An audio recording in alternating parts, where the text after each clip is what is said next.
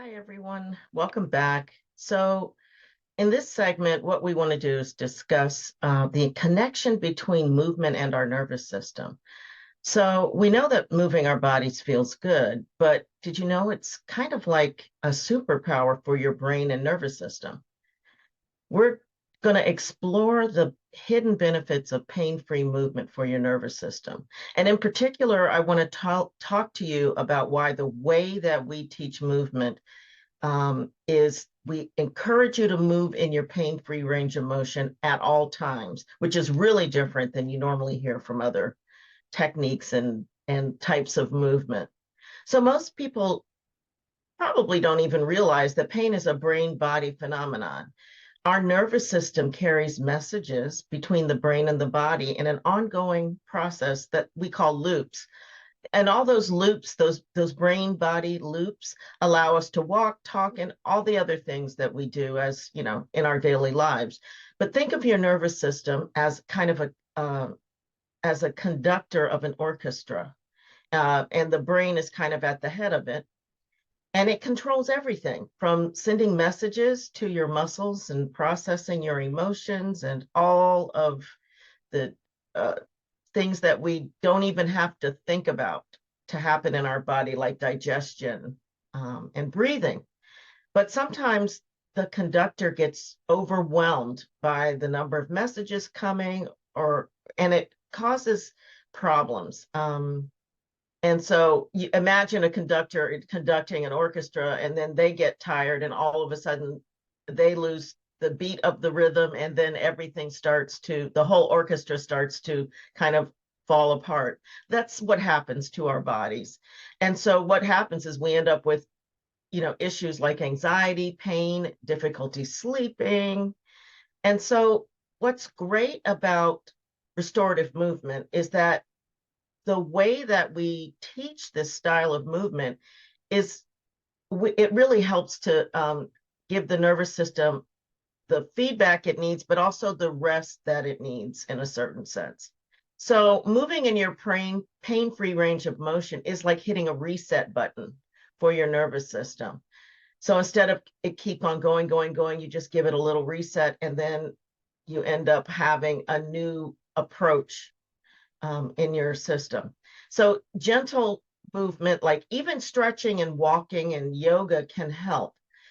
And what it does is actually activate the parasympathetic nervous system. So many of you, I'm sure, have heard of the fight or flight part of our nervous system.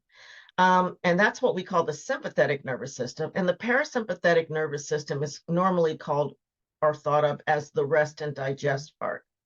So, and that rest and digest part of your nervous system is where your body's healing power is. That's why I think a lot of us know, and maybe you don't know, but a lot of the healing ability of the body is activated at night when we're not so active during the day. That's why rest is so important for our health. One of the reasons, it's not the only reason, but it's one of the important ones. At any rate, so the rest and digest mode actually promotes a calm mind and relaxation. And so stress kind of melts away when you can activate that mode. Of course, most of our lives, we're actually in the sympathetic mode, running from appointment to appointment and having, issues driving to work, and all these things create stress. They're normally not stress reducing unless we have some tools we use to reduce the stress. But at any rate, so the parasympathetic nervous system actually reduces stress hormones. So we have hormones that actually activate these processes. And when we can start to get those stress hormones like cortisol reduced, then the nervous system has the ability to function in a non-fight or flight mode. And there's also feel-good chemicals in our body, that endorphins, we know about. A lot of us have probably heard about endorphins, the natural pain relievers. But those types of chemicals that get released also improve your ability to sleep and help you get out of pain. Finally, one of the reasons we like to slow down and move in a pain-free range of motion is so that we can actually allow the nervous system to do what it does best, which is sending the brain very specific signals about what's happening in the body so that the brain can make optimal choices. So one of the problems with moving fast when you're exercising is that the signals are get a little warped, and so when you slow things down, you suddenly have the ability for the brain to get enough feedback to have complete control over the muscles over a full range of motion. And it's also good for just our awareness of what's happening in our body consciously. There's a lot of this stuff that happens unconsciously, but the conscious part of it's important too. So that when we have the ability to consciously be aware of what's happening in our body, we also have the ability to make different choices in our lives. So I just want to encourage you to think about pain-free range of motion. Your instructor, when you work with us, will always encourage you to be in the pain-free range of motion. But pain-free is key. And don't push yourself. You don't need to push through the pain to get out of pain. In fact, it's counterproductive.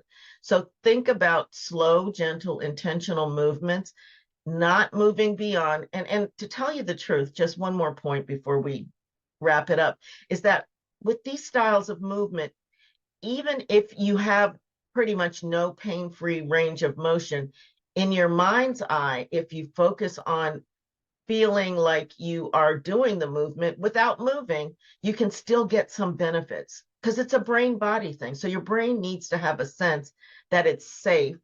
Your brain is always trying to protect you. The brain needs to have a sense that it's safe for you to move. And then you'll actually find that your ability and that range of motion will improve actually quite rapidly. Never forcing it though. Let the body do what it does. The body has a natural healing process that we need to cooperate with rather than trying to override. So remember, if you know your body best, if it feels painful, stop, slow down, back out of it, whatever it takes. Your body is giving you signals for a reason. Pain is the way that your body is telling you it's not, something's not right. So make sure you don't override it and take your time with getting out of pain. It took time for you to get in, well, with the exception of a few things. Normally, if you're in chronic pain, it's come over a series of days, weeks, months, and years. So it may take a while for it to reverse, but give yourself a little bit of compassion and a little bit of time to work through your issues. And if you're, it doesn't matter if you're highly active or a couch potato, it's really important that you incorporate some sort of pain-free, gentle movement in your daily practice, just so that you can get the brain-body connection optimized to keep you healthy. Thanks for joining me, and we'll see you in the next segment.